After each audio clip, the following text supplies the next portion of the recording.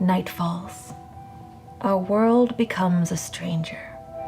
Vulnerabilities forgotten in daylight enshroud us anew, breathing ice cold down the back of our necks, whispering down our spines. We find comfort in flickering screens, tiny worlds within our world, orchestrated by unseen hands, filled with thoughts that are not our own. Strange voices swarm between our ears with an incessant drone, and we mistake what they show us for what we actually know. Belying true danger, like children, we are enthralled by manufactured peril.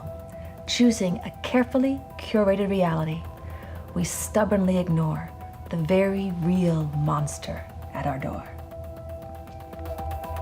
Hello, freaks and freethinkers. This is Radio Ghost Town, and I'm your host, Deep Amber, coming to you from the relative safety of an undisclosed location. Tonight, we continue our series, The Serpent Whispers, investigating and exposing the greatest conspiracy in the history of the world. It's that time again, freaks and freethinkers. I want to hear from you. We're opening the phone lines. First come, first serve. Do you have a question about anything we've talked about so far on The Serpent Whispers? What do you think about media and entertainment's influence over us? Do you think you know what Hollyweird has to do with the grand conspiracy? Well, now's your chance. And there's our first caller. Hello, I'm Deep Amber, and this is Radio Ghost Town. What can I call you? Oh, hello, Deep Amber. It's me, Alice. Hello again, Alice. Oh, no, Alice. Alice, do you have a question or an idea? Oh, both, actually. Fire when ready. Okay, Deep Amber, are you a shape-shifting reptilian who likes the taste of human flesh? No, I am not a shape-shifting reptilian, or any kind of reptilian for that matter. I am 100% natural-born human female made in the image of God, just like the Bible says in Genesis 1. Oh, I hope you didn't mind me asking. I just needed to be sure. Better safe than sorry. It's not even the weirdest question I've been asked, Alice. It's Alice. Alice, you said you had an idea to share? Oh, yes. I think Hollywood elites are in contact with the gray aliens who are using them to prepare the world for their arrival. And the gray aliens, are they the good guys or the bad guys? The good guys. But let me check my hat first. Hold on. They're the saviors of mankind. Well, you're wrong there, Alice. Alice, but I think you're right about one thing. Hollywood is preparing us for something. Thanks for calling. Next. This is Deep Amber, and you're live on Radio Ghost Town. What can I call you? Hey, Deep Amber. Call me Bob. Nice to meet you, Bob. What's on your mind? I just wanted to tell you, after last week's episode, I counted, and I saw yoga and meditation show up to 8 times in random media. I like you, Bob. Freaks and freethinkers, make a note. Be like Bob. And I don't watch much TV, by the way. But what really bothers me is 3 of the 8 times it was in the show my grandkids were watching. They even showed a character meditating, saying and everything. I will say it might be an anomaly, and the writers might not have any ulterior motives. They might have just thought it was ironic or a funny sight gag. But maybe not, right? What should I do? Well, definitely explain to the tiny humans that yoga and or meditation are religious practices. And are you and your family Christian? Yes, we are. Perfect. So explain to the kiddos what the Bible says about worshiping false gods and why meditation and yoga are dangerous. So you start teaching them to look for the lie now so they're ready even when you aren't with them. Most kid shows are far from being innocent entertainment. Thanks, Deep Amber. We'll do that. Feel free to call back anytime, Bob. Next caller. This is Deep Amber, and you're live on Radio Ghost Town. What can I call you? Hey, Deep Amber, it's me, Crazy Carl. Crazy Carl, I was starting to worry about you. You doing okay out there? Well, not as okay as I'd like to be. I've been hearing rumblings. Well, keep your head down, Carl. We can't let them get the best of us. Speaking of them, Yes? well, I don't want to say too much, but I have a contact, And? and I can confirm that the elites they're using mass media to program unsuspecting minds. Ever since Operation Paperclip, American scientists have been researching ways to reverse aging. It sounds like something they would do. Well, they found out that infusions of young blood turns back the genetic clock in old recipients.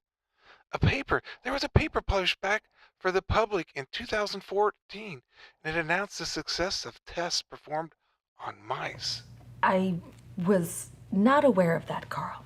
Well, of course, technologies released to the mass populace are actually 20 to 30 years behind the most recent scientific developments.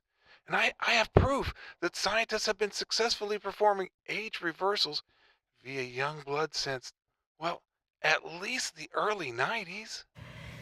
Well, I have heard about the 20 to 30 year gap in technology. It was that way with the B-2 stealth bomber, I think. And what became a mainstream pop culture fixation in the late 90s? Leather vests? No. Butterfly clips? No. White boys rapping? No. I give up, Carl. Vampires. Huh. Vampires became a hot trend. They transitioned from villains to heartthrobs and heroes, and it's gotten worse. Now they even sparkle. So, Carl, you're saying we're being programmed to accept vampirism? So the elites can have an endless supply of young blood to keep themselves alive while they work on transferring their consciousness to sentient robots, thereby bypassing the final judgment and setting themselves up as gods on the earth. Wow, Carl, you always bring the good stuff, don't you? Oh, I know I sound a little nuts. Well, you're not wrong about the vampires as heroes thing, so I'm going to look into that mouse experiment, okay? How about that? The people have to know the truth. It's their only chance. Crazy Carl out. Stay informed, stay free, right, Carl? Carl? Yeah. Thanks for calling in, Carl. It's always fun to hear from you. Well, freaks and freethinkers, that wasn't the segue I had planned, but it'll do. Let's take a moment to think about the many issues on which Hollywood has almost single-handedly rewritten public opinion. Setting aside vampires, at least for now, how many TV episodes or movies have you seen with carefully crafted storylines that supported concepts, practices, and ideals personally and morally repugnant to you, but in the context of the show, you found yourself not offended? You could almost agree with them, but only, in this one specific situation. Maybe it wasn't so bad, just this once. Tell you what, mull it over for about a week and we'll compare notes. The power of a story is second only to the power of a story set to music, and we'll be covering both in the very near future. So buckle up, freaks and free thinkers. Oh, do we have time for one more caller? Yes? Okay. Hello, this is Deep Amber and you're live on Radio Ghost Town. What can I call you? My name's Rosemary. Hello, Rosemary. What's on your mind? Amber, aren't you afraid? Excuse me? Aren't you afraid? Aren't you frightened? You're talking about the devil, and you know what they say. The devil's in the details? Don't laugh. It'll make him angry. Him who? The devil? Yes, you shouldn't be antagonizing him. You're putting yourself in real danger. He's very powerful, and you should be more careful. Rosemary, I'm sure you mean well. Oh, I do. But I'm not afraid of the devil, aka Satan, aka Lucifer, aka the serpent. As far as I'm concerned, he can hit me with his best shot. Don't say that.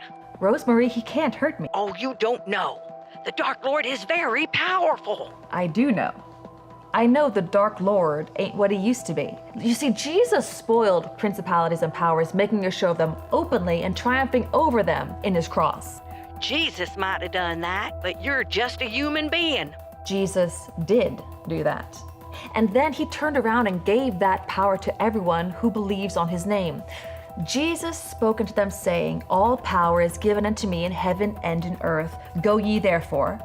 And all these signs shall follow them that believe. In my name they shall cast out devils.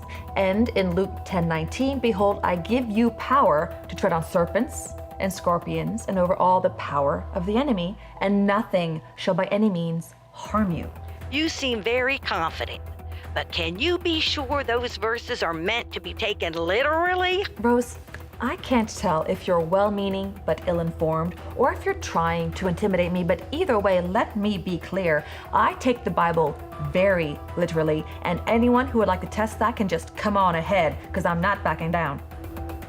In fact, let me say, for the record, Satan is alive and active in the world today. He is your mortal enemy with just one goal: to destroy you, body and soul. The good news is we have a champion. His name is Jesus. Jesus is the only way to God, and the Bible is our only source for absolute truth. Together, they're our only hope for salvation. I'm Deep Amber, and this is Radio Ghost Town.